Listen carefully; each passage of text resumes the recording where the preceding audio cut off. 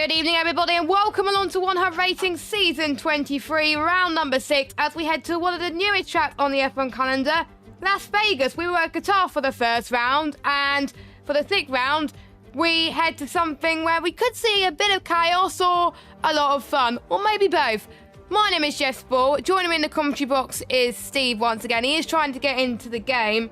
So far, no luck, unfortunately, so it's going very well. Nope, it's not. But apart from that, how are you doing? Oh, very good, Jess. How are you? Yeah, not too bad, not too bad. Unfortunately, my feature race didn't go very well, but we'll cross our bridge when we get to it. Sprint race is the way to go today. We've got the sprint race, which is 6 laps only, and then we got an 18-lap feature race as well, 35% race distance. That means I think the drivers should be in for a few chances that if they do well, if they don't do well in the sprint, maybe they have a chance to do well in the feature.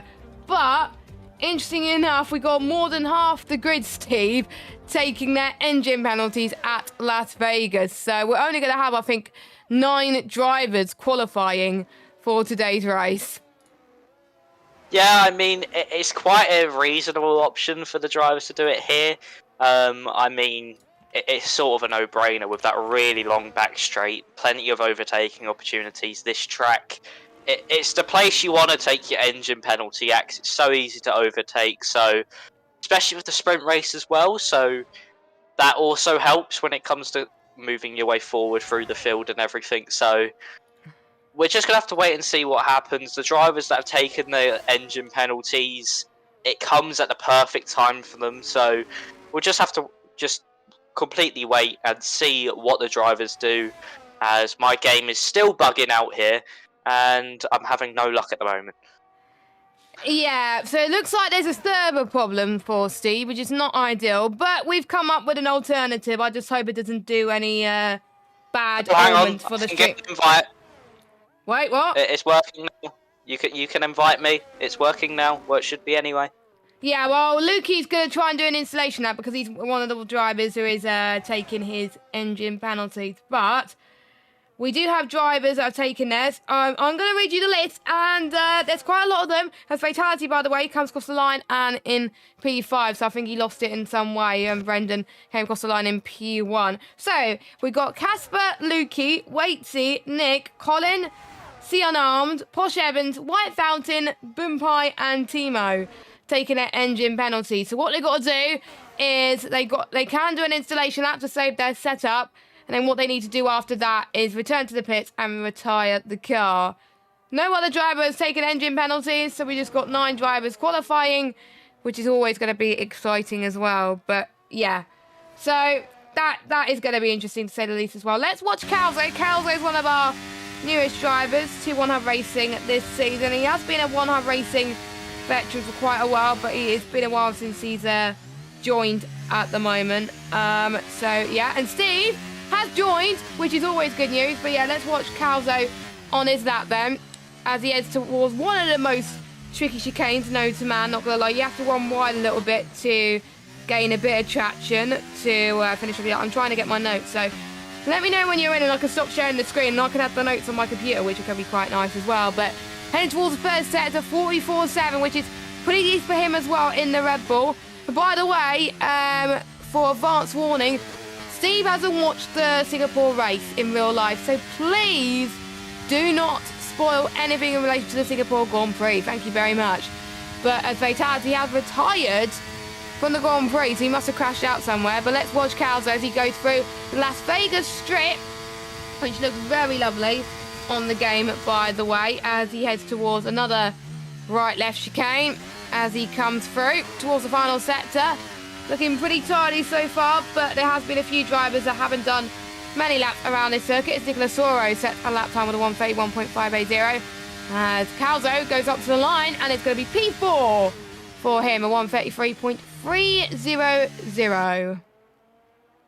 Very, very decent lap time there from Calzo, and I have now joined the session, so you don't have to share your screen anymore. Good workaround though. It didn't die, yeah. So there we go. something that's interesting about all these engine penalties is that one championship protagonist has in Timo, the other one hasn't in Nicola Soro. So we got a real mix-up with these engine penalties, and we're just gonna have to wait and see what happens with all of that. I mean, I think this is Casper's second engine penalty this season, so he's taken two fresh engines in the past. I want to say 3 or 4 races. The last time he took one was Hungary, and yeah, so he's taking another engine. So that's interesting to see. The fact that he could have made it to the end on his other one, but he was like, no, I'm going to change it for this one. I mean, we do have a few drivers out on the circuit. Not many are on laps. Most of them on in laps, or of course on their one and only lap of the session on the circuit. But Axlock, I think, is on a lap as he's heading into turn 3 now and heading down one of the plenty overtaking opportunities with DRS, heading up into turn 3, which is very late on the brakes, very blind apex, off camber, so it's easy to go and understeer off into the barrier on the outside. Very hard braking zone now to spot out for the chicane. Very, very easy to also drop the rear end on the exit. Another understeery corner here. Natural understeer is quite a common thing around this circuit as he's now heading through the kind of S section of the circuit, flat out through here. Another difficult braking zone to spot, 8th gear, then you've got to slam on the brakes, make sure you clip that inside curb, make sure you get the power down nicely. He has done on the exit there. Now down the Las Vegas strip, it feels like this straight takes an eternity to get down as a driver. 8th gear, you then go to maximum speed of around about 220 miles an hour as you head down into the chicane, the final braking zone of the circuit. Down to 4th gear, clip the first apex, run over the second curb, then through the penultimate corner, which then leads you on a nice little straight to the flat out final corner. Axlock, what can he do in this lap? What's he going to be to the line? It's good enough for second place, a 1/10 improvement there from Axlock, but still around about 8/10 off Nicola Soro in first. Not to put too much pressure on him, but I was practicing with Axelot yesterday, and he's been looking good. He's been beating quite a lot of drivers, so I expect him to do well, and if he doesn't, he's probably going to kill me. So yeah, P2, solid, but obviously Nicola Soro right up there at the top. And by the way, this event will mark the first time Formula 1 race in Las Vegas since the 1982 Caesars Palace Grand Prix. Yes, we were at Las Vegas in 1982, ladies and gentlemen. I'll need to find out who has won that one, but that was the last time that has ever happened. So there we go as well. So quite a few interesting developments as well. It's 3.803 miles, 6.120 kilometres. One of, I think, the third or second longest on the calendar. It is a counterclockwise circuit. And believe it or not, it starts at a disused parking lot. So there's going to be a big paddock area, actually. So it'll be interesting to see how people would think about that as Posh Evans is serving his engine penalty. Who's going to be the first to start the lap? Let's talk with Owen Wyatt, actually, because Japan last week, it was his first race back in One Hub Racing. He has raced in One Hub before, and to be fair, I've seen him in other leagues as well. He does race in another league as a reserve, and this is more his game. I think, obviously, since the pad introduced, like, position drive and that, he's getting more of a feel of this game. He's very, very quick. He's competitive as well. He gets involved in some great battles. He finished second last week. He did take advantage of, obviously, Colin and the likes of Nicola Soro making contact, and I think it was quite a lot of people making contact as well. So he took advantage of that. Looking quite good here as well in P5. I could see him doing well again tonight. Yeah, I mean, last time out he capitalised on Nicola Soro and Matt's having that incident, but still, he was always there. He was always in that position to even get past those two. He had very, very strong pace last time around in Japan. This time around in Vegas, it's a bit of a different circuit. Obviously, not as technical as Japan, not as, I would say, on the edge as Japan either. You can be a bit more relaxed through some of the place around here than you can at Japan. Japan, you can't have any breathers, where, unlike this, heading down this straight, you can then focus, rethink about how you're going to attack the next corner, and then you do it. So it's a different circuit. It's going to be a completely different race. Of course, we've got the sprint and then the 35%. So it's going to be different on strategy as well on when drivers box. But it's also just going to be different in the way it's managed. DRS trains going to be very, very common. Moves going to be more. There's going to be a lot more overtaking opportunities. So Owen and drivers up in the top 5 or top 6 do have to think about when they make their moves and what they do with it. And it's something you need to look out for throughout this whole race, is how drivers manage their tyres, their ERS. Owen now heading down the Las Vegas strip as we speak. But someone else had a decent race last time out, J. Cole. He hasn't really had the form since Qatar, but managed to finish 4th last time out in Japan, capitalised on a few penalties. And hopefully that is the confidence he needs for the remainder of the season to move himself forwards. And just try rekindle the form he had at the start of the season. Yeah, I have to say he was one of the Driver of the Day nominations. Unfortunately, he did not get voted, but Timo was one of the drivers that got Driver of the Day. So congratulations to him. And Timo was asked quite a few things in the pre-race interviews as well earlier on today. Only a fair few likes this track, he said. However, it's the same for everyone and he's going to give it his best. He'll make it work in terms of the setup, which I think is knowing that a lot of drivers will be spending a lot of work on the setup today. And he's in a championship battle, so he can't risk throwing away points, so he'll be looking to limit as much damage as possible starting from the bat, obviously with his engine penalty. As his championship rival, by the way, slots himself into P1. And Timo was saying about his teammate getting help. Difficult to say, but if he's in a position to either get some help from his teammate or help his teammate, then he will do it. But I think Matt is not here, so he's not going to get help from his teammate regardless. But yeah, interesting. Timo's last week's race winner, of course, and closing up on the championship as well. I will get the standings up as well at some point, which we'll go through in just a moment. But yeah, Timo definitely fighting with Nicolas Soro for the championship as it stands. Yeah, I mean, Timo, the thing that affected Nicolas Soro last time out, he was just too risky with the move against Matt, so it really did help Timo out in the championship battle. But to be fair, Timo just dominated that race. He has over the past few weeks shown really, really good management on his race pace and on his tyres, on his battery. So he is someone to look out for today, making his way up the order. A track like this, it's easy to do, as I keep saying. This track, very, very easy to overtake, but we're just going to have to completely wait to see how quick some drivers are around this circuit. I mean, Axlock is 2nd place. He's not been that high all season, really, so far, so it's nice to see him up there, but we'll just have to wait, see what drivers do with the engine penalties, what drivers do that don't have the engine penalties, strategies that happen during the race. And the sprint race as well, it just throws everything out of what you would think a normal race would be, and just adds that whole new element of, even if you qualify, say, 2nd or 3rd, you might not even start the feature race in those positions. Exactly. It's all about the sprint race. That's the thing that qualifies you for the feature race as well. And I'll go through the standings whilst they're on their outlaps. Timo is currently leading on 86 points. He was leading last week as well, with Nicolas Soro on 66. So 20-point gap between the top two. Brendan in 3rd on 60 points. He did have an injury last week, but he is back. So great to have him in the league. Still in 3rd though, which was great to see. 3 points behind him is the Unarmed in 4th place. Jaco in 5th on 49. Matt, who's not here, is on 40 points. A lot of traffic going through the long strip, by the way. Colin in 7th on 37. Casper in 8th on 32. Nick in 9th on 30. We've got Lukey on 22. Fatality on 17. Owen on 17 as well. And Larkin on 14. And Boompai on 13. Delta Hunter on 11. Axelot on 9. As you said, if he gets a good result today, he could have a chance to double his points.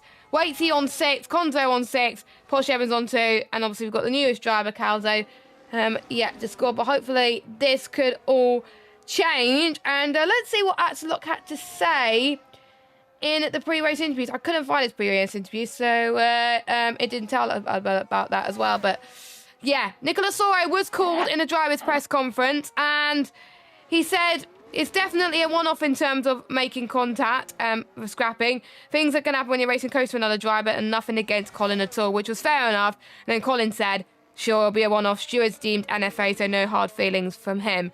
So we're about to get going for the final half of qualifying. Nicolas Oro won't take any further part, but let's see what the other drivers can do with seconds to spare in the session. We've got a few drivers about to cross the line. Yeah, we certainly do. Owen, I think, might know it's actually going to be a Williams, I think. Brendan. Or Brendan going to be the first one to the line. What can he set? Can he go up to second place? He's not too close. He's not too far behind Axlock, but can't. He cannot improve a position. He improves by about half a tenth or so, but not able to get ahead of Axlock. Next across the line will be Owen Wyatt. He's up by about half a tenth in the middle sector. What about in that final sector? Easy to find time through that chicane. Stays in P5, I think, there, and a 132.506. Konzo stays 6th. Not many drivers improving enough to gain positions so far in this session. Axlock, what can he do? He's up by about 0.4 of a second to the line. Oh, he lost it all in the final chicane, though, as that is Larkin, I think. Yeah, Larkin up into 4th place there. This session, with all these engine penalties, can help the drivers that haven't been up there and up at the top so far this season. J. Cole puts himself up into 2nd at the end there. And as I was saying, this session helps out massively for the drivers that haven't had the greatest of form. They can be at the front now, show what they can do against these top drivers, as J. Cole promotes himself up into 2nd. After 4th place last time out, of course, this qualifying isn't too important, knowing that we have the sprint race as well. But being up there for that sprint certainly does help for the feature race. You just have to keep your nose clean. But J. Cole, brilliant lap time there, but still 7/10 off Nicolas Oro. Nicolas Oro absolutely flying in this qualifying session. Yes, I think from J. Cole all the way down to Konzo, so close. So Nicolas Oro, J. Cole, Axelot, Brendan, Larkin, Owen, Calzo, Konzo and Fatality, your top 9. Then look at the amount of drivers taking their engine penalties. Will they be able to make their way from where they are on the grid to finish and start well in the feature race? Well, only time will tell, as we're about to get into some first racing action on our racing P1 tier. We hope you enjoy it. A massive shout out goes to all our sponsors. Next Level Racing, that is sponsoring the league by providing a lot of prizes such as an ERS seat cockpit thing for our champions draw. And then we've got the Next Level Racing Sam for everybody else. And then Pure Sim Gear, the driver with the most combined poles and fastest laps, they will get themselves some Pure Sim Gear gloves. And then we got the shortest qualifying time as well. Aztec Sim Sports are sponsoring that prize. They win a set of Invicta Sim Racing boots. Mystery Shirt Box, they will win that if they are the winner of the 100 Racing Driver Rankings.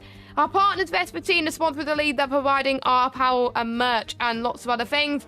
And our partners, ERT, partnering the league by sponsoring our trophies and also the ERT Going Get Tough Awards. So thank you to all our sponsors again. We couldn't do it without you. Now, Lukey was called into the driver's press conference. So he was asked, we approached the halfway point of the season. How do you feel your season has gone so far? How do you feel you can do it into Vegas? He said, not his best. He think he could have got some better results. Imola was a disaster. Safety car ruined his race in Hungary, and his spin in Brazil ruined a good result. He's still learning no traction control, and hopefully his pace will improve over time. I have to agree. Once you turn off an assist, it does take a while. You got to stick with it. You can't obviously change it around. It will take quite a bit to get used to. So, yeah, I totally agree with that, because I turned off full traction and went to medium traction quite a while back in the last game, and I never looked back. So, good decision from Lukey. But looking at your starting tyres, the recommended starting tyre, well, starting on the softs is the ideal strategy. With 6 laps, it can get to the end very well, actually. Top 8 are on softs, Fatality on mediums, Nick, Delta Hunter, Waitsy, C Unarmed on softs as well, Timo and Casper on mediums, and we've got Colin Posh on softs, Boompie on mediums, and Lukey on softs. Now, I don't think they're going to have decent amount of mediums for the race, so let's hope they got some hard saved for them, because they won't have some fresh going into this one. So I'm a bit intrigued as to why some people have gone for mediums, but you never know. They probably know something that we don't. It could be just for a strategy point of view heading into the main race. Is that I think you said it was about 18 laps, the feature races. So it could just be strategy overall, because of course it is two-stop here. So they could go for a medium at the beginning, then soft afterwards. That could be a key strategy around here today, but we're just going to have to wait and see what they do with these strategies. I mean, the medium, I wouldn't say poses much of a threat in this sprint race compared to others, because Las Vegas, it doesn't really affect the tyres too much, knowing with all the tyre wear and all the straight lines that happen. It's mainly just that the end to that first sector, that is the tight and twisty part, and that's not too many corners, so it don't really affect your tyres too much. So we're just going to have to wait and see what they do with their strategies. It's all up in the air, and I mean, it's a sprint race, to be fair. It could be good learning time for these drivers on the mediums to see what they can and where they can and where they can't push on those tyres. So it could just be learning the tyre itself. So we're about to get underway very, very shortly. I mean, this grid, very unusual that it curves around the final corner. But yeah, we'll just wait and see what these medium runners do heading into the race. Yeah, that bend. Ideally, if you're like ninth downwards, you're going to be in a lot of trouble. But we are about to get underway very...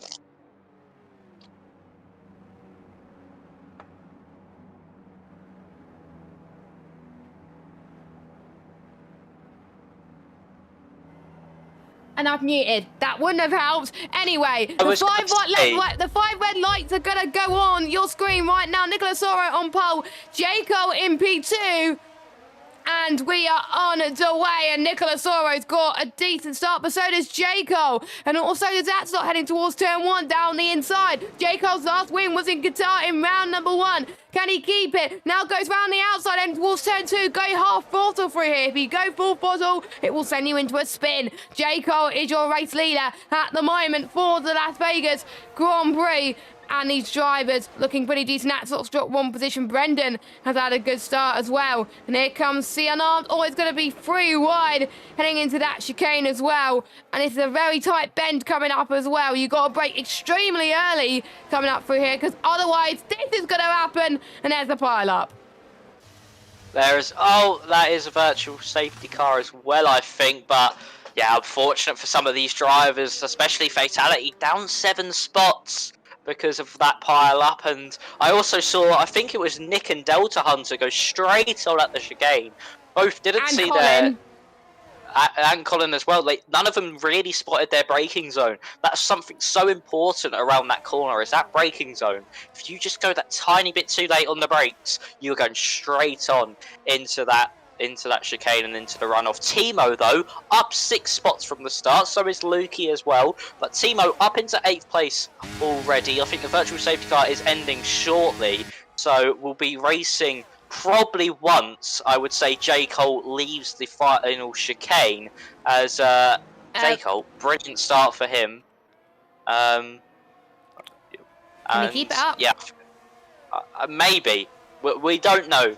J. Cole, I mean, Nicolas Oro was about 7 tenths quicker in qualifying. If he can keep that pace up, you would surely think that Nicolas Oro can win this one and just dispatch a J. Cole. But it does depend on how J. Cole defends this one. He'll probably be aggressive, but it's just how he feels. Does he play it safe or does he go for it? His virtual safety car is in now, so we are back to racing. Axlock has dropped quite a bit off Brendan in 3rd place. He's now about 9 tenths behind. He's got Owen behind him, who's gained a place. He's jumped Larkin off the line there, as now we head through the tricky right hand, and that's actually an Alfa Romeo in the wall. That is Posh Evans. Posh Evans has spun in the wall, and it's a safety. Is it VSC or a safety car? VSC. There's no yellow dot, so we've got a VSC. No! Safety car! It is a safety car. Safety car's being deployed on a sprint race, ladies and gentlemen. I did see Calzo drop the rear. That's allowed Timo up into 7th place. But then I saw in the background, just before that happened, just after that happened, Posh Evans spin, go straight into the wall. It's a very, very tricky right-hander on traction and just turning in general. So it's unfortunate for Posh Evans. He does have the feature race to come back though, but that's not how you want your sprint race to go. He's not completed a full lap under racing conditions. He will be starting at the back of the grid as well for the Las Vegas Grand Prix. And that's not ideal. It is a 35% race distance. And you're going to be losing so much laps in terms of engine wear as well. 1.5 times. So that's going to absolutely hurt him. But for everybody else, this is a second chance for everybody to potentially get a better result. J. Cole probably was a bit disappointed that the safety car came out because he had time to have a massive gap. And the safety car, I think, is going to come in this lap as well because it's a sprint race. You do not have long to think about it. Now, turn 1 and 2, this is a really tight hairpin. They have to brake hard from over 200 miles per hour on that straight to around 50 miles an hour. It's hard to not overshoot the corner. I almost overshoot it in practice. I've seen quite a lot in the race overshoot it as well. And there's been a few lockups as well. And they could get into the runoff area as well. Turn 6 as well, people have found quite difficult to that chicane in turn 7 and 8. The drivers will have to, again, avoid the walls. And it is requiring precise steering and braking, which some drivers find a bit difficult. And then, of course, you've got the turn 13. Sharp left-hander, and then coming up towards a fast section of the track as well. So that is where a few people have possibly gone off as well. The safety car is going to be out for, I think, at least this lap. Everyone has pretty much caught up. And I think a lot of people have gone onto the soft, apart from Timo. But can this come to fruition, and can he benefit from the crossover point towards the end? But it is J. Cole, Nicolas Oro, Brendan are a familiar top 3. That's what we saw in Qatar in round number 1. In that order, I believe. And we haven't seen J. Cole do very well up until this point. But maybe the fact it could be down to just being a new track, or maybe he's putting a little bit more practice as well. And let's see if any other drivers have gained positions as well from this. Lukey up 6 from his engine penalty as well. Nick up 1. Conzo fatality dropped down the most in this situation. So heading towards that chicane. I think the safety car is going to come in a bit later, I think. Or is it going to stay out? It is going to stay out. It is going to stay out. So end of lap 4, the safety car will come in.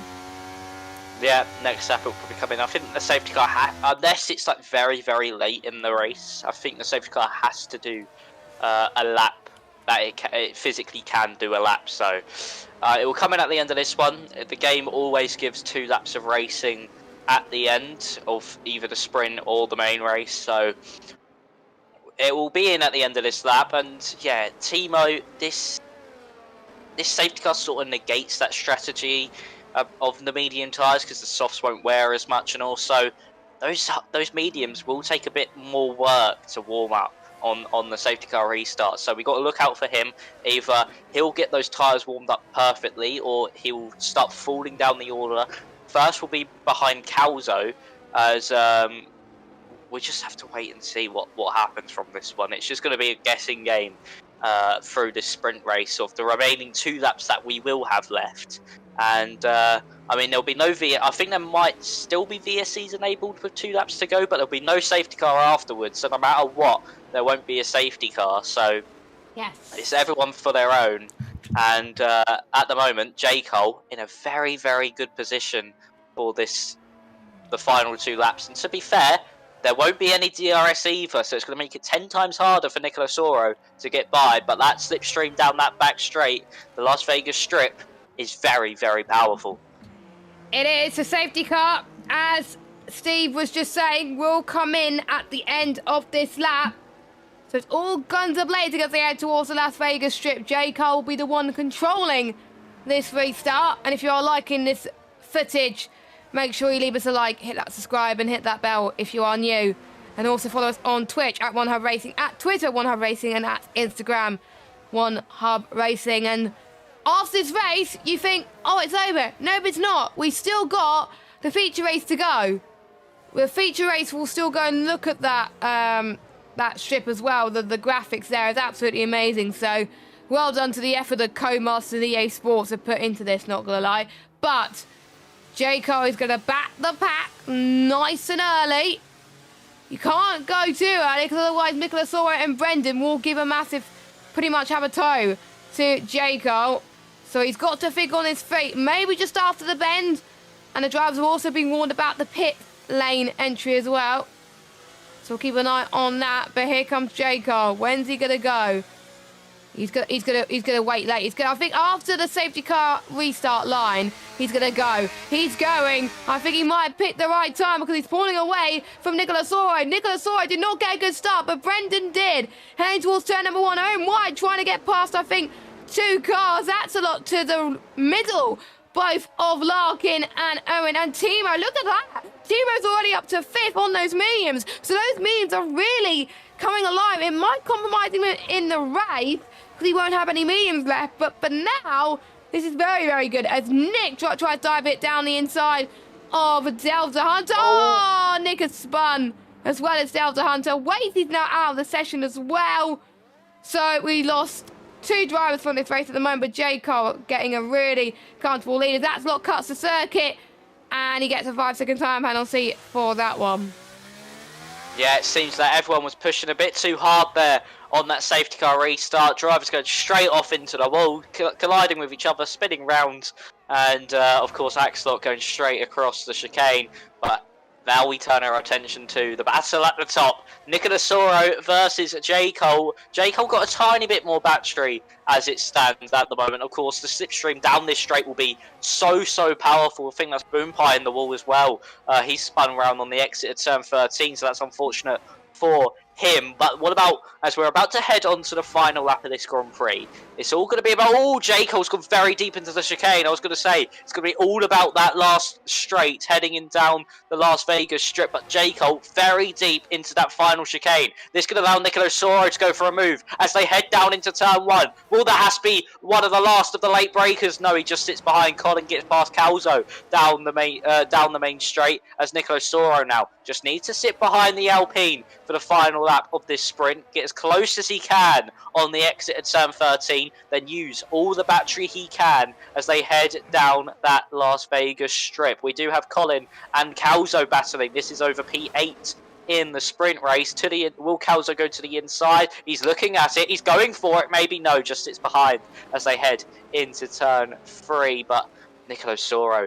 Oh, J. Cole's gone wide. Nicolas Oro to the outside. Oh, and he spins. They're both in the wall. Nicolas Oro loses his front wing. This allows Timo up into 3rd place and Owen into the lead of the sprint race here. Slab 6 of 6. Is Owen going to be able to hold on here? Does J. Cole have any damage? That is the question. Nicolas Oro definitely does, so he might even be overtaken by Brandon in this one. But here we go. Down the Las Vegas strip for one last time. There's Timo, J. Cole and Owen all battling out here for the win of this race. Calzo's round in the back. He is round, and that is detrimental to his race. He was in such a good position.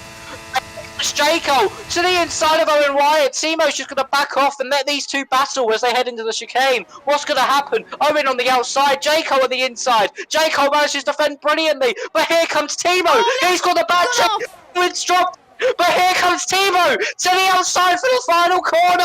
Is he going to get it done? The medium strategy works. And Timo gets it at the line. Timo wins your sprint race here in Las Vegas. He manages to make that medium strategy work. And what an ending to the sprint race that was. Nicolas Oro did hang on for 4th place, as Owen unfortunately dropped it out the penultimate corner and fell from 1st all the way down to 3rd. To be fair, he would have got 2nd anyway because J. Cole was able to get P2 there, but Timo, that strategy worked perfectly. It may compromise him in the race, but in the sprint, he absolutely pretty much waited for the important moment. You only have to lead at the final moment. You do not want to be P1 at the Las Vegas Strip. You definitely don't. And I don't know how J. Cole did not get any damage from that. So he must have just spun and avoided the wall. So fair play for that save there. But your grid for the Las Vegas Grand Prix is this. Timo will be starting in pole position with J. Cole on the front row in 2nd. Owen in 3rd. Nicolas Oro in 4th. Brendan 5th. Larkin 6th. Colin 7th. Axelot 8th. Casper 9th. Conzo 10th. We've got Lukey 11th. Fatality 12th. CNR 13th. Calzo 14th. Boompie 15th, Nick 16th, Delta Hunter 17th, Waitsy in 18th, and Posh Evans in 19th. Waitsy and Posh Evans did not make the flag. Everybody else made it through the flag fine, but I really enjoyed that end to that race. Timo has just extended his championship lead. Yeah, he has. He showed a real champion's drive, and we forgot about this. We got told earlier on. It's a wet race. So that is why some of the drivers went on the mediums. Wow, wow, wow. You can't say it. And it's not just inters. It's not just inters. It is full wet conditions. I will show you the conditions that the drivers will have to face in a minute. Thank goodness it didn't happen in my race where it was dry the whole way through, but standing water everywhere, even in the pit lane. I don't think many people have practiced the wet conditions around Las Vegas. So I think especially turn 1, 6 and turn 13 is going to be very difficult. And by the way, this track, average speeds compared to the Temple of Speed at Monza down that Las Vegas strip, which is absolutely massive. So heading in towards turn 1 of Monza. So yeah, that was why Timo went on the mediums, and it paid off a little bit as well. And it will be interesting to see how everyone's going to fare around here as well. Let's look at J. Cole's expectation. Oh, no, it was Timo's expectations, and read that again. Let me read that. Timo. He said he'll make it work in terms of his setup. He can't risk throwing away points, and he pretty much tried to avoid the carnage and capitalised on people's mistakes, and that helped him. To be fair, he did have to take some risks, but not dangerous risks. So brilliant job from Timo. No, what really helped him there as well is that while J. Cole and Owen were fighting for the lead, he just stopped burning his battery. So he had still a good 30% to burn down that final straight, and that's what helped him get in that position. So he did pull off some brilliant moves in that one. And I just want to double check on the rules here. Does this mean it's no longer a two-stop strategy? It is still a two-stop strategy. It's still a two-stop. Yes, in the sprint, no stops. In the feature, 2 stops. And they're not going to have much for wets to use. Many type choices, are they? So they're going to have to maybe... Some of them could do 1 lap. And looking at this, we've got quite a mix of inters. It is intermediate conditions, yeah. Just about. It's on the verge of the crossover point. It's on the crossover point, yeah. So if it gets harder, we might see some wet tyres come out and play. But I feel like we might be okay for the inters for the rest of the race. It just depends on the intensity as we head through the remainder of this race. I mean, Vegas isn't the track you would think would rain a lot. I know it is in November, in real life time and everything, Correct. But it's still in Vegas. It's still, even though it's in Vegas, it's still a very, very dry and humid area of the world. So very, very rare you do get some rain. So we're just going to have to wait and see now how the drivers react to these conditions. Probably hardly any of them have done any practice in these conditions because no driver really does any wet practice.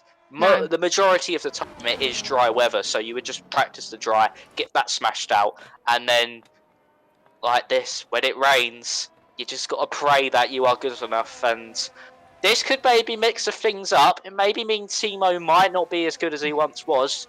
Allow some of the drivers at the back of the grid as well to maybe show their hand in the wet. So, as I say, it's just a waiting game at this point. 18 laps around this circuit. We do still have the 2-stop strategy in play as well. Yes. So we are probably going to have a double stop for 2 more sets of intermediates. So yeah, and they won't have enough for the main race. So some of it they're going to have to go on scrub sets. But I do have some more respondents for the interviews as well. Nicola, at this point, he's saying that he's going to try and stay calm and focused. That is going to be the best solution. And Delta Hunter's saying he'll try the strategy, but his balls are definitely going to hit the wall. So he's going to try and avoid the wall, basically, as well. And Luki said he'll give it its best and try to manage what he can if he needed to. Casper says, first, lots of lap of strategy, and on the final lap, going pretty much pedal to the metal. Colin going kind of all in, it looks like, as well. So quite a lot of people going all in as we're about to get underway. Luckily, I'm unmuted this time, which is great. And yes, Jamie, it is a full wet race here at Las Vegas in P1's here. please keep it clean. I think we could see a few retirements today. I think if you survive, you will do well here, as Timo lined himself on pole position. 5 red lights here at Las Vegas, and we are racing under the lights at 1 a.m. in the morning. And Timo, not the okay start, also was binned it. Fatality's binned it on the start line. He's hit the wall, and I think we got a VSC. Yeah, I think that is a virtual safety car, but he didn't even make it, 100 meters off the line, and he's already in the wall. That's disaster for Fatality. He's already out the race, and it didn't even get going for him. There was no representation of how he was in the wet. He just got a bit too eager on the power off the line, maybe got a better start than someone else, put the power down a bit too early, and it spun him round. J. Cole tried to move into turn 1, but Timo just had that better start, just about managed to keep the lead from the Alpine behind him. But yeah, if that's what's to come, expect a very, very entertaining and interesting Grand Prix, because a lot of these drivers won't know these conditions and will be sliding all over the place. They will. And I think they just got to find the grip. They've got to find the track limits as well. We could see a few penalties as well. And it's really about making their way through the field in a clean manner. And the ones who made up the most places were CN Arms, Konzo, Bumpai, Delta Hunter. They're up 2. And we're in green flag racing once again. And like I said, you do not want to be P1 towards the end of this race, if not at all, as J. Cole is going to get a very good run on Timo in towards Las Vegas Strip, then heading towards turn 13 and 14 then. The exit to turn 14 is coming very near at the moment. Owen White to the inside as well. Makes a bit of contact. That's allowing Timo to fight for P1 once again. They got away unscathed, but I wonder if there was some damage from J. Cole there. As Nicholas Saw is round. Nicholas Saw is round, and so is Larkin as well. Heading towards turn 15. And we got a few pitches because of it, which is not ideal. Owen tries to defend from Timo once more, and he goes a bit wide. And we got a VSC. Welcome to the VSC train, everybody. I I just saw wide. that. It's just that the VSC was slow, so they had to slow down. Okay. And what happened into the chicane was Owen went very, very deep on the brakes. Jacob also locked the rear tyres as well, so that didn't help in that matter either of him going off. But I saw in the background is that it looked like Larkin was there on Nicolas Soro. Nicolas Soro tried shutting the door and cut straight across Larkin. He's in the wall. So is Larkin. I think Larkin managed to get away unscathed, as Calzo's just crashed under the virtual safety car, and Posh Evans picked up a drive-through penalty. But I've just seen Calzo drive straight into the wall at turn 3. Yeah, I think he must have lost his braking point. I think in turn 3, you want to be going half throttle in the drive. In the wet, probably less than that. Probably not much throttle. Safety car! Now, if I were you, would you go on wets or would you stay on inters? I mean, you stay on the intermediates for now, because obviously they're the optimum tyre. Yeah, drivers are spinning out, they're losing a bit of grip, but if you're on the wets, you're going to be nowhere. You're going to be absolutely nowhere, and you're going to have... Yes, you might have grip, but you're going to have no pace. You're going to be so far behind. I wouldn't be surprised if some drivers do come into the pit lane now for enough to get one of their stops completed for the intermediates. So it's all about strategy, really, at this point when it comes to these sort of situations and what you do. But yeah, wet weather tyres you don't want to be on, and I would expect a majority of the field to come in for their first stop here.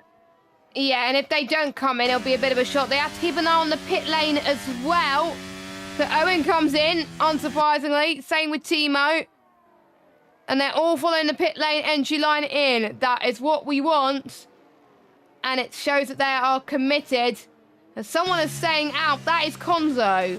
So Konzo is going to be the safety car, behind the safety car, and the de facto leader. Wait, he's going to think about. And even if you have your teammate near you, double sacking will gain you so much time than staying out. It really does need conditions. You only have to stop one more time. You can make those inters last for a bit longer as well in these conditions. And bearing in mind that Ian just laughs around about the same time as a hard tyre. So quite a lot of tyres in this race can do it. So it'll be interesting to see how they do. For some reason, I have got the 100% tyre life compared to the 50%. So I'm going to have to change that on my notes at some point, just in case I commentate again. But yeah, the only one that has not stopped is Konzo. Everyone else has done their first stop of this one. It may come back to bite him, but yeah. And actually, I've just seen a few of these drivers have done their second stops as well. The drivers that boxed at the end of lap 1 have just come in again. That's their 2 stops done. That could be crucial come the end of the race, because all these other drivers will have to serve, unless there's another safety car, another pit stop at full racing speed. And that is a long time in a track like this, where you're pretty much flat out for a majority of it. So yeah, the likes of Nicolas Soro, I think Posh Evans made 2 stops in this one. Nick. Nick. So from Posh Evans downwards, they've all made 2 stops, but of course Posh Evans does have that drive-through penalty as well. But so it's mainly Nicolas Soro to Axelot is where you need to look at, because they've all made their 2 stops, and they don't have the box again for the rest of this race. Unless there's a safety car, the drivers at the front could be in big trouble. Yes, and with it being a 35% race as well, this could mean, I think, business for these two. If they can stretch out those tyres until the end of the race, Nicolas Oro could be on for this race win here. Axelot as well, I think he has had the pace. He got very unlucky at some points, but to be honest, I would have done something similar. Oh, Owen's round. Oh, he's in the pits again. They're doing the same. They're literally doing the same. They're getting their 2 stops done now. They're listening to, they must be listening to the stream. They must surely. But let's see where these guys come out to the likes of Nicolas Soro. Do they come out in front? I wouldn't assume so, because the other guys will be going at full racing speed. No, Nicolas Soro is ahead, and only just ahead of Konzo, to be fair. He's just come out ahead. But so that means Posh Evans, actually no, it's not Posh Evans. Nicolas Soro is your net race leader. Yes, unless there's another safety car, and actually even another safety car happening, the pit stops will be done at somewhat racing speed as well, because they've all got to catch up to the safety car once again. Yep. And yeah, Nicolas Soro is your net race leader here, from having a disastrous start to this race. He's now back up to 6th, net P1. Konzo's in between him and the next car on the same strategy. So he's got a really good chance of winning this one, unless something happens catastrophic compared to what happened earlier, as Timo as well, under big pressure as your championship leader, because he could fall down all the way to last place here.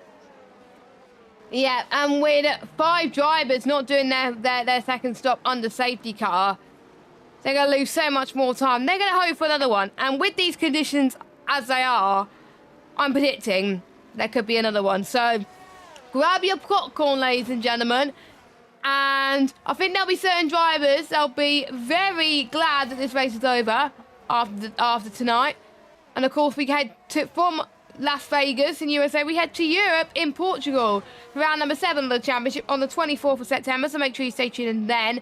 As safety car comes in, Timo will be leading the field once again. I think, no, it wasn't him that was leading the last one, it was Konzo, but Timo has led safety car restarts before, and he's got to do what J. Cole done. He can't go now because he's going to give a toe to everybody else. He's got to go just before that bend pretty much finishes, or by the safety car restart line. So here he comes then. He's on hardly any throttle at the moment. He's going full throttle. He's boom, let's go racing here at Las Vegas. And Timo is on a lightning charge to potentially take the win of this one at the moment. But he still had to stop. Owen Wyatt gets past Konzo quite comfortably up into a net P2. Nicolas Soro manages to hold on to a net P1. Jaco to the inside. What a move from Jaco there. I completely missed the aftermath of that. But Jaco up into a net P2. Now Owen now dropped down to third. Look at Casper in all of this as well. Casper has a good shot as well. I forgot about him. Casper defends to the right-hand side. Hopefully no one goes into the wall. That was close from, I think, one of the Williams that was forced to Brendan. And C Unarmed gets past Colin. Oh, that was very late on the brakes from them. Colin to the right-hand side. C Unarmed to the left. And look at that gap that Timo's falling.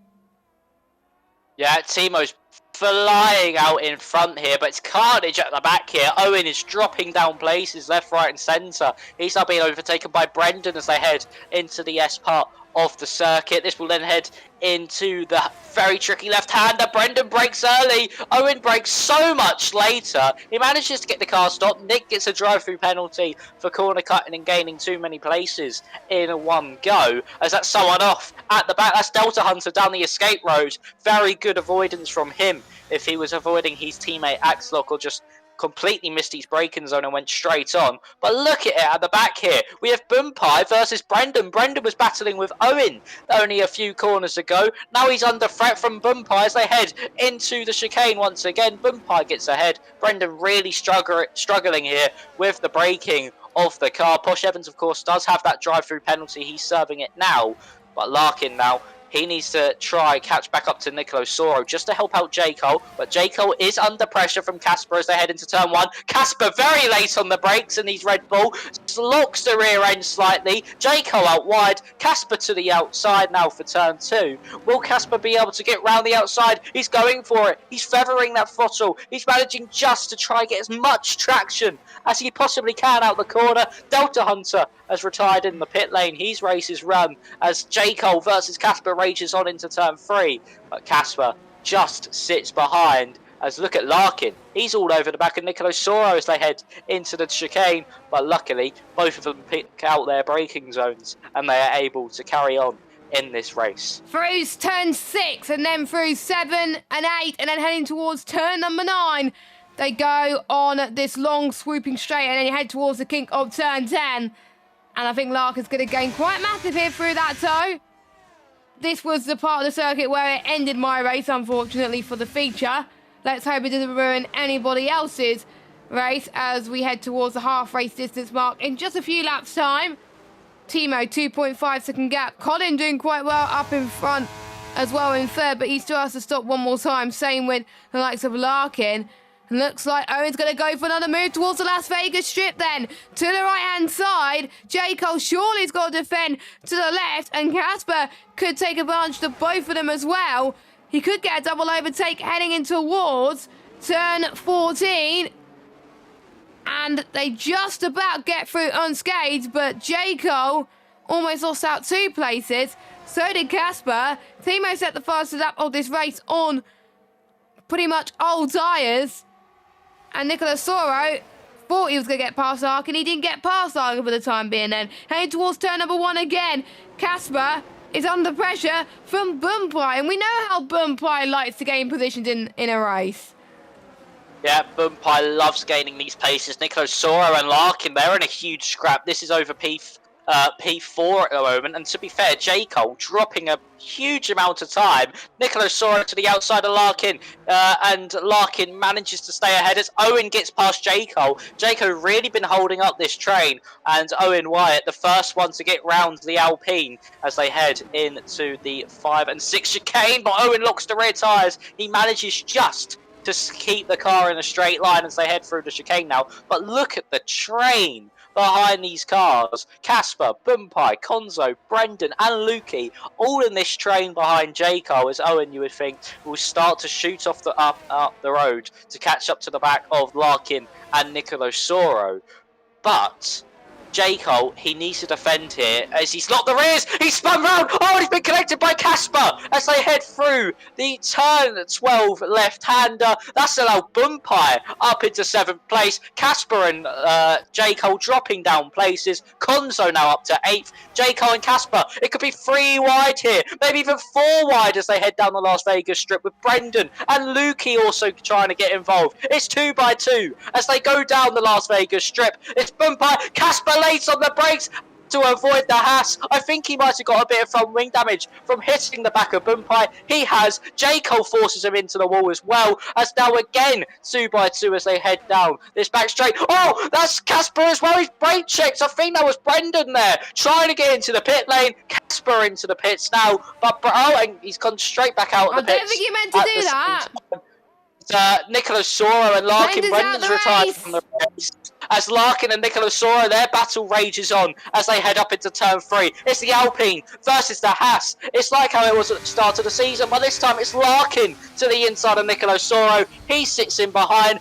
Nicholas Soro goes wide though. He nearly hits the wall. He does hit the wall. He's bounced off the Alpine and the wall, and his Larkin manages to stay ahead one more time. But the question is, does Nicholas Soro have a bit of damage from that? Colin Mason gets a 5-second time penalty. He does. Owen is gaining quite a bit as Brendan has retired. No safety car, of course. We're almost halfway. But I think it's only minor damage that Nicholas Soro has got. So I think he was very lucky not to have sustained any major damage, because that pretty much could have ended his race. For the top 4, they would hope for a safety car to bring them back into contention. For everybody else, they hope no safety car. Yellow flag. That is the AI of Brendan, it looks like. It's Posh Evans has spun round. He's got front wing damage, and he has had an awful evening at Las Vegas, retired at the sprint race, and he's got front wing damage in the feature race as well. At this rate, he's going to be scoring 0 points to his name, and that is something you do not want to see at all. Nicholas Soro tried again to go past Larkin on the Las Vegas Strip. Larkin is not giving up here. I know Larkin may have to stop one more time, but Larkin's like, you know what, I don't care that you may have to stop one more time. I'm going to try and push you to the limit. And this is going to be game on for these two. The more these two keep squabbling, I think we could see another fight for the winners. Larkin to the left-hand side. And I think Nicholas Soro could try and get the outside heading in towards turn number 2. This kind of reminds me of the Vietnam Grand Prix, this part of the circuit. And I didn't like Vietnam, and Nicholas Soro wheezing frustration that he just can't get past. And look at this. Owen Wyatt's in this train as well. These two are keeping squabbling. He's allowing the train behind to catch up. Oh, Nicholas Soro's got straight on to turn 3, and that's allowed Owen through. Nicholas Soro missing his braking point, locks up both the front tyres, and that's allowed Owen Wyatt up into 5th place, and now the net race leader of this Grand Prix. It's absolutely disaster for Nicholas Soro. He's been stuck behind Larkin, tapped the wall last time around at that exact same corner, might have a bit of front wing damage from that, and he's gone straight on, and that's allowed Owen Wyatt through, and Will Larkin not back down to Owen Wyatt either. But to be honest, all Owen has to do is just continue driving this so cleanly and so smoothly. One thing about in the wet weather, you need a good rhythm. You need to be there and always on the limit while knowing where you cannot push. And it seems like Owen Wyatt is doing that now. He's got the battery saved up as well to boot down at the Las Vegas Strip. He's 1.1 seconds behind Larkin. Colin Mason's actually quite close to Timo. Is out the race. Is that a safety car? No. Nothing. Oh, Brendan's off as well. No, it's not Brendan, it's Konzo. I see an Actually, it's Pitt. He's pitting. I just realised. What? Cian Arms has passed Timo in all of that. Nope, he hasn't. He's boxing. No, because Cian Arms was ahead before the pit stop. Oh, right. So Timo's passed the unarmed then. So, anyway, Timo is now your race leader at the moment, but that's not going to last unless it's a safety car. There better not be, because I swear Timo was leading the safety car. Owen down the inside of Larkin, gets the move done nicely into turn 3. He now needs to just focus on trying to close that gap to Timo as much as possible to reduce, even if there is a safety car, the risk of being overtaken in this one. As It's 9 seconds. You probably lose about 10 to 11 seconds under the safety car, so he needs to be careful with that. As Cian Arms past Bumpire now, he is on much fresher intermediate tyres. He's made his 2 stops in this one, so now Cian Arms could be a good shout for the podium here in this race. It's just going to be about how those intermediates do compared to the older ones that a majority of these drivers have on, and it's just going to be to see what pace he does have. He does seem to have nice pace at the moment, in a good rhythm is Cian Armed, and especially on those fresher intermediates, does seem to have quite a big amount of pace. Lukey trying to get past J. Cole as they head down the Las Vegas strip. They've got Bumpire right in front of them as well, giving J. Cole a bit of a slipstream. Will Lukey look to the inside and brake late? No, he brakes very, very early just to make sure he doesn't go into the back of J. Cole as Bumpire slides through the final chicane. Is J. Cole going to be able to get past as they head down the main straight for the 11th time in this Grand Prix? J. Cole in the slipstream. Will he go for the move? He'll be dumb not to. He'll go to the inside, you would think, as they head into turn 1. J. Cole versus the Haas. No, he just waits his turn as Bumpire goes deep. J. Cole put that pressure on, and he's now going to have the outside for turn 2. This could invite Lukey into the action as well. The Alpine round the outside of the Haas, trying to get the throttle on as quickly as possible. He gets the traction. He's ahead of Bumpire. Will Bumpire, though, fight back as they head into turn 3? To the inside goes the Haas. Is he going to go late on the brakes? No. Just going to sit behind the Alpine in front of him. And Lukey trying his best to be involved in this action, but just that tiny bit too far back.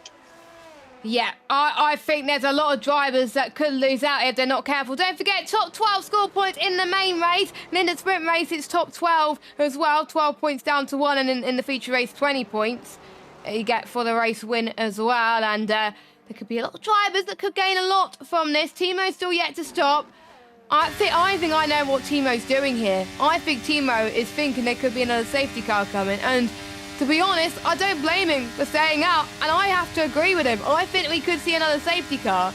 So he's playing this, I think, well, and if it doesn't pay off, then it's probably gonna be my fault, because I probably think that there's gonna be another safety car. But yeah, a bit of a sliding note from Timo, so he's lost a bit of time. But Lukey gets past Bumpire on the Las Vegas strip, but Bumpire's gonna fight for him once more. Cian Arden's gonna try and do the same thing, but here goes Bumpire to the right-hand side, heading towards turn 13 and 14.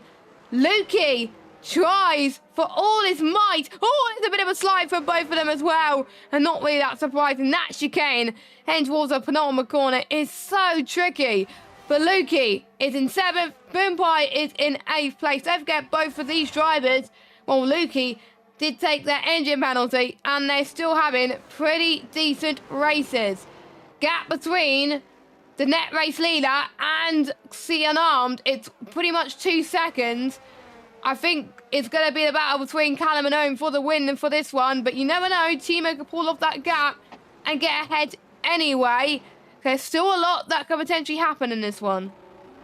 There certainly is. I mean, Cian Arms is absolutely flying at the moment. The rhythm he has, and just confidence. That's what you need in the wet weather. The confidence that he has is insane. He's gained about a second over about a lap or about a sector or so on Larkin in front of him. He comes to the inside now. This is going to be into turn 12, the braking zone. He's got to hold it. He nearly goes into the wall. Super, super close there by Cian Arms. Nearly lost his front wing as Larkin late on the brakes into the corner before the Las Vegas strip, but look at the run Cian Arms gets on those fresher intermediate tyres. You would think Cian Arms might run away with this one if he's able to get past Larkin and Owen, but Larkin, using a bit of his battery, able to get back in front. Cian Arms, though, with that confidence on the brakes and on the traction as well, could maybe fight back into the chicane. He's going to be late on the brakes.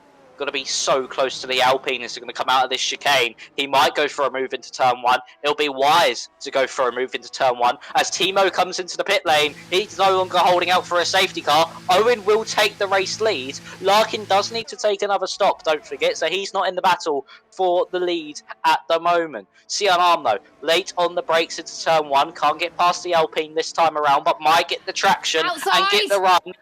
Turn 1, outside for turn 2, Alpine on the inside, Alfa Romeo with superior grip on the outside, gets the move done, and now the hunt begins. Owen versus Sea Unarmed. Who's going to win out on this one? As we're on lap 13 of 18, the Alfa Romeo is going to be breathing down the back of the McLaren within no time.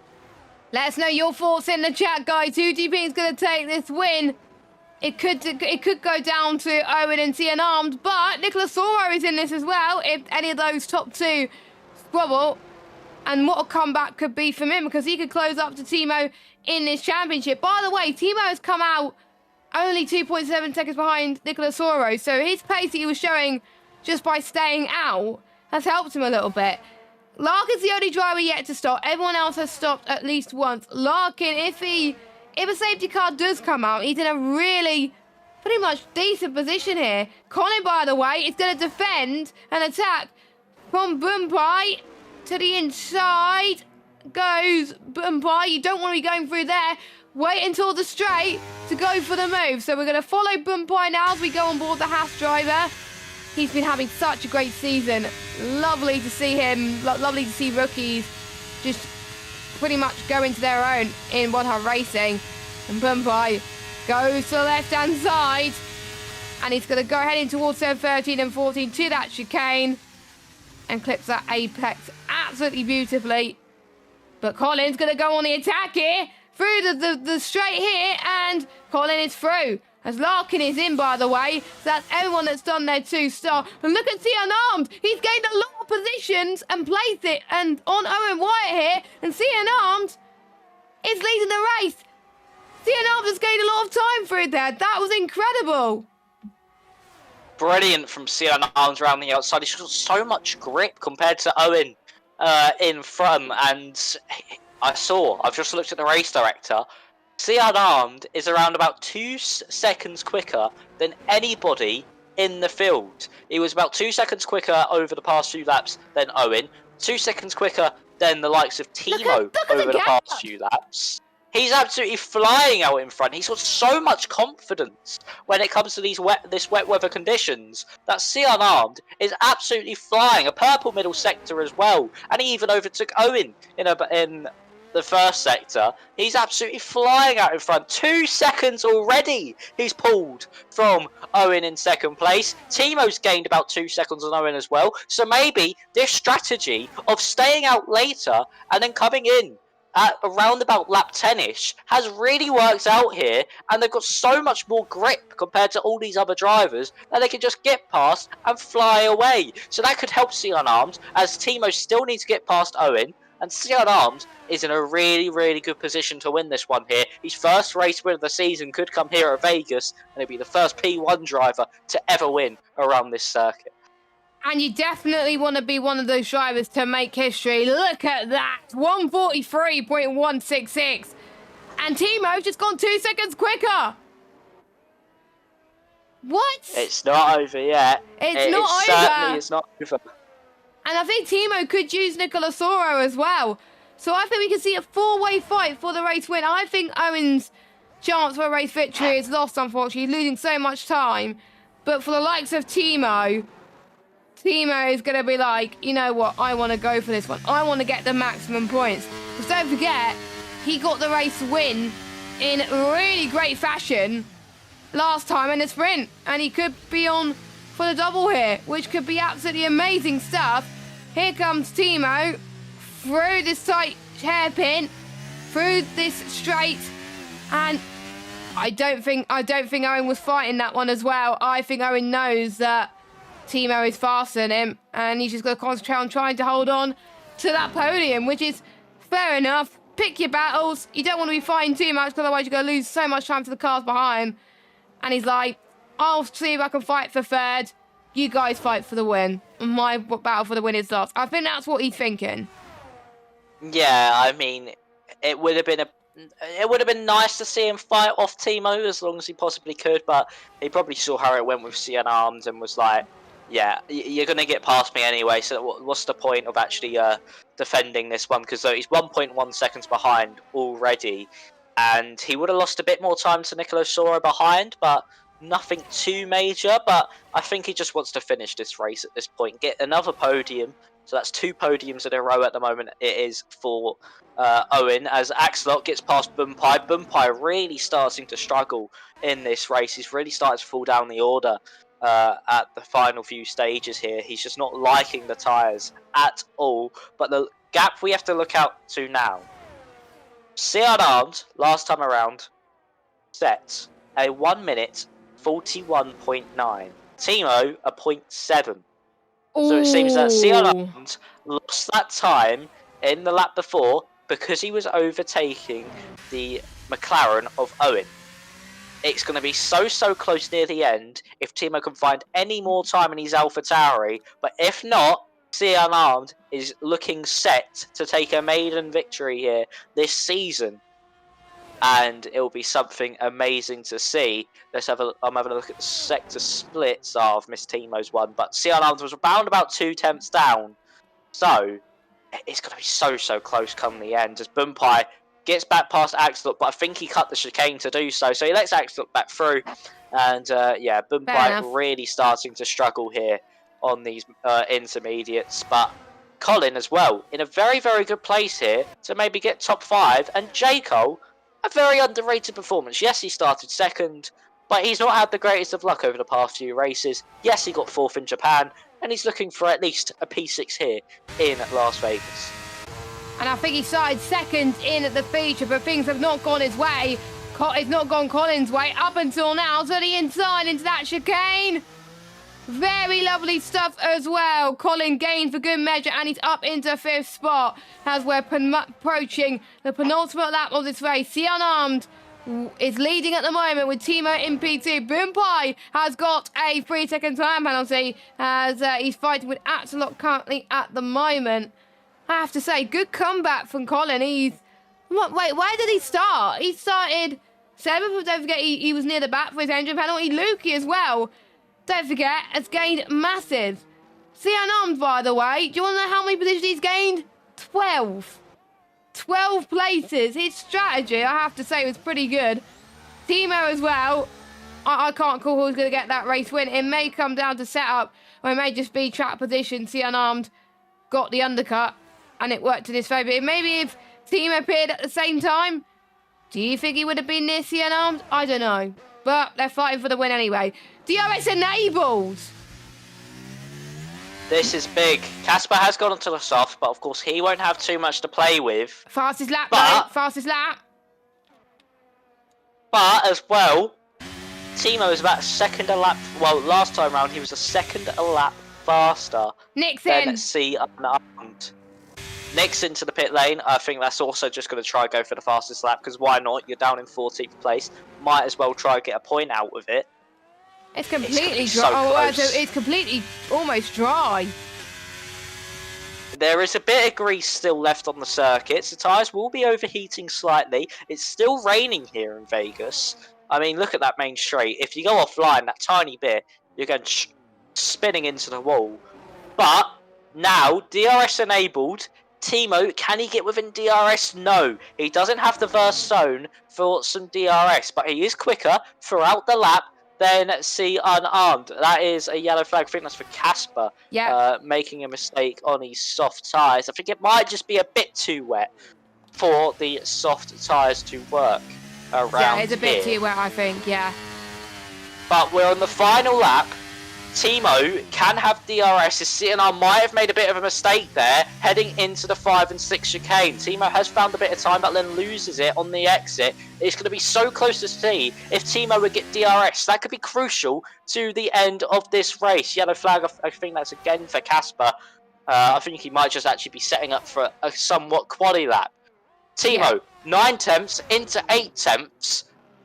Will he be able to get DRS? It's looking likely to the DRS detection point. He does. It's going to be so close now between the two as DRS is open for Timo. No DRS for Sion Armed. Here comes Timo, the AlphaTauri. He made a last lap move for the sprint. Can he do the same for the feature? To the outside he goes. He gets the move done before the braking zone. Timo, again, another masterclass on the strategy as they now head into the chicane. Will he go deep on the brakes? No, he managed to go perfectly. Sion Arms picks up a second time penalty. That's disastrous for any chance he had of fighting for the win. But Owen will not catch up in time. But Timo makes it 2 from 2 here in Vegas. He wins another champion's drive from Timo. He is looking possessed at the moment and wanted to win this championship. He wins the sprint. He wins the feature.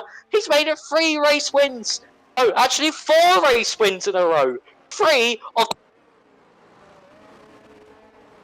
That is incredible for Timo, and he's been loving life at the moment out front, as I think Steve cut off a little bit there, but that's why I had to carry on. But Timo, he got the lead on the final lap in the sprint, and he did exactly the same for the feature. He knew what he was doing. He wanted the fresh tyres ready for this moment, and he wanted to make sure he was behind C Unarmed for the final moment as well, and he's delivered as well. Solid job to our top 3. All 3 of them have delivered very well. Nicholas Oro, good comeback. Colin did really, really well. Got some decent points for him in that Mercedes in 5th.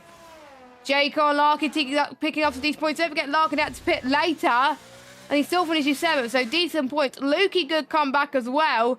And Casper has set the fastest lap outside the top 10. So he is going to get the extra point unless Nick has anything to respond to. He's about 4 seconds up. Oh, Scorpion, unfortunately, is out of this one, but let's see. Let me get the fastest lap up, actually. Can Nick do it? I think Casper ran out on the way to the line. Will Nick do it? Yes, he does. He does it. Nick gets a point. He gets the point. I mean, I think Casper ran out of fuel just as he was heading to the line, so he lost a bit of time through the final corner. But, oh wow, what an ending that was to such a great Grand Prix. And yes, I did cut off there. I may have unplugged my mic by accident. I was moving out. But yeah, it was a brilliant drive in both the sprint and the main race by Timo. He is looking absolutely certain to win this championship. He wants it. And again, just 2 brilliant strategies paying off there. Winning the sprint by 6 thousandths of a second, and in the race by around about 8 tenths if you remove C Unarmed's 3 second time penalty. Yeah, that has been a good one. Something to write up in the history books, I have to say. But your race winner, Timo, is looking like he could claim the championship very soon. But you never know. Nicolo still has a good chance. Anyone still has a good chance, realistically. So we've got Timo from C Unarmed, Owen Wyatt in 3rd. Another solid result from him. 2 podiums in a row as well. And then we've got Nicholas Oro in 4th, Colin in 5th. Then we've got Jaco, Larkin, Lukey, Konzo, Bumpai, Waitsy, and Casper, your final point scorers. Nick also gets some points as well for him getting fastest lap outside the top 10. We've got Axelot, Posh Evans, 4th, Brendan, Delta Hunter, Calzo, and Fatality. Unfortunately, did not make it to the end of this Grand Prix. Fastest lap inside the top 10 belongs to Timo. So he gets maximum points, I believe. Yes. Do we get the fastest lap for the sprint? You don't get fastest lap for the sprint, no. Alright, yeah, so yes, it's maximum points there for Timo. It just shows how good he was throughout this entire race day. And, I mean, even with the engine penalty, coming from the back... Oh, yeah, we had his engine penalty, didn't he? Yeah, coming from the back, winning the sprint, then doing it pretty much all again in the feature. I mean, of course, it wasn't as low down in the feature when he came in. It was about 6th place. But he still caught all that time up to C Unarmed, who looked certain for victory, and managed to win it. So, brilliant performance there from Timo. And, I mean, he can be certainly happy with that one. And he's the first P1 driver to win around Vegas as well. Yeah, I think 3 drivers have made history tonight. Of course, we saw JM winning P2, Funky winning in P1 for Vegas as well. So these guys have made history tonight. But we got to pick driver of the day. I almost forgot. We got to pick our driver of the day and ask a question. So, who do you think will get those? So, I'm going to ask you the question first, Steve. Who is your driver of the day and what would you like to ask him? I've got to go for Timo. I've got to. It's the logical answer. And I want to ask him, did you think that sprint race strategy was going to pay off like that? That is a good question, and to be honest, that's what I would have gone for as well. So let me get the stream up just to see who has gained quite a lot of positions. Arm did. Yeah, I'm going to have to go for Arm because he also played that strategy well. He started 13th in the feature race. Did not have the best of sprint races, to be fair. He thought he'll be out of it. He pitted a few laps earlier than Timo, and it paid off for him. And he almost got the win there. And I think without that penalty, if he had one more lap, he would have gone for it. But that was, I think, a good race for Arm. So my question for Arm was, I think he kind of nipped my question actually as well. But speaking of your strategy, did you think you were ever going to be on the podium after a poor sprint race? So that was my question for Arms.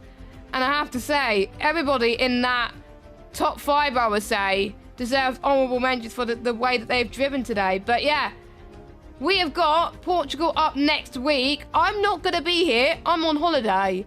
So I don't know who's going to be joining Steve in the commentary box. We need to find a streamer. So yeah, we hope we can find one soon. I'm gutted I'm missing Portugal because it's a lovely track to commentate on and race on. But Steve, what can you expect from the Portugal circuit at Portimao? Very tricky circuit. I mean, a lot of camber around that track. It's like, as a lot of people say, it's like a roller coaster, really. You're going up and down, side to side, and I would expect a few mistakes from drivers, especially out of turn 8.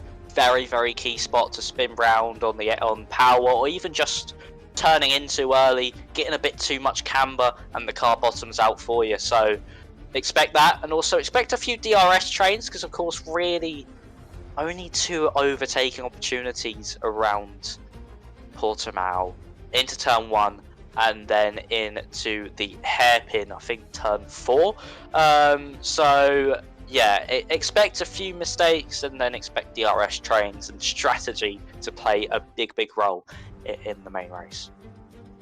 Yeah, so make sure you stay tuned at 8 PM UK time next week. But before we go, let's have a quick word from our sponsors once more, because we've got quite a few of them to go through. So we'll go through them now. So shout out to our first sponsor, Next Level Racing, by sponsoring the league by providing an NLR FGT Elite Light Wheel Plate Edition and ES1 seat to one of our champions. And every driver will have a chance to win a Next Level Racing 2.0 wheel stand. And one of our second or third place drivers in their tiers championship will win a Next Level Racing GT Elite Light Wheel Plate Edition and ERS2. Also, shout out to Pure Sim Gear for sponsoring the league by providing their gloves or socks to the driver who has the most combined poles and fastest laps. Athetech Sim Sport sponsors the league by providing the driver with the shortest combined quality time, winning a set in Invicta Sim Racing boots. And the winner of the ERT Going Against Tough Award wins an Athetech Sim Sports t-shirt and cap. The Mystery Shirt Box sponsors the league by providing one of their mystery shirt boxes to the winner of 100 Racing's driver rankings for season 23. And now we move on to our partners. Vespertine, partner with Vespertine, who supports our official apparel. Elite Racing Team partners the ERT Going Against Tough Award and sponsors our league trophies. And also shout out to SimGrid, powered by SimGrid, run our seasons through their community and platforms. We're going to head off. It's been a great race. I really enjoyed Las Vegas commentating on it. I think it's maybe better after the rubbish feature race I had. Well, Steve will be back next week for the Portuguese Grand Prix. Have a good evening. I'll see you in 2 weeks' time for Belgium. But until now, stay safe and good night.